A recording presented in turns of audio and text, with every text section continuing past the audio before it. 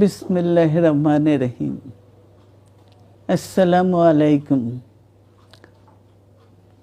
দীর্ঘদিন অসুস্থ থাকার পর আপনাদের সামনে কথা বলতে পারার জন্য আল্লাহর কাছে শুকরিয়া আদায় করছি।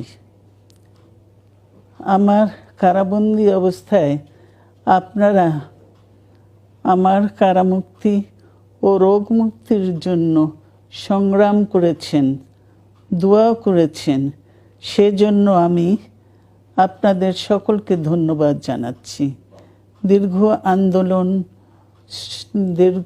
আন্দোলন সংগ্রাম ও ত্যাগের মধ্য দিয়ে আমরা ফ্যাসিবাদী অবৈধ সরকারের কাছ থেকে মুক্তি পেয়েছি। আমি আন্তরিক ধন্যবাদ জানাতে চাই আমাদের বীর সন্তানদের, যারা মরণপণ সংগ্রাম করে এই অসম্ভবকে সম্ভব করেছে।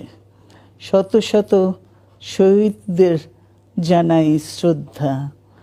এ বিজয় আমাদের নতুন সম্ভাবনা নিয়ে এসেছে। দীর্ঘদিনের নজিরবিহীন দুর্নীতি, গণতন্ত্রের ধ্বংসের স্তূপের মধ্য থেকে আমাদের নির্মাণ করতে হবে এক সমৃদ্ধ বাংলাদেশ। ছাত্র তরুণরাই আমাদের ভবিষ্যৎ। তরুণরা এই যে স্বপ্ন নিয়ে বুকের রক্ত ঢেলে দিয়েছে, সেই স্বপ্ন বাস্তবায়নে করতে মেধা, যোগ্যতা, জ্ঞান ভিত্তিক গণতান্ত্রিক বাংলাদেশ গড়ে তুলতে হবে। শোষণহীন সমৃদ্ধ বাংলাদেশ।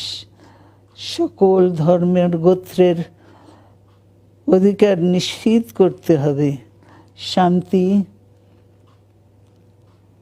প্রগতি আর সাম্যের ভিত্তিতে আধুনিক বাংলাদেশ নির্মাণে আসুন আমরা তরুণদের হাত শক্তিশালী করি।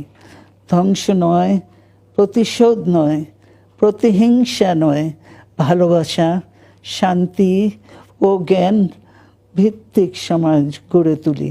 আল্লাহ হাফেজ। বাংলাদেশ জিন্দাবাদ।